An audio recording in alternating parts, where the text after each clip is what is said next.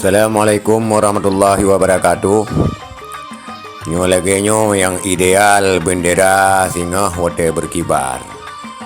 Menyo tiang ji terlalu bendera Aceh nyo sama dengan kapelecehan. Karena pegah di mualim tikrek tikrek panjang. Ideal ji paling-paling sejungkai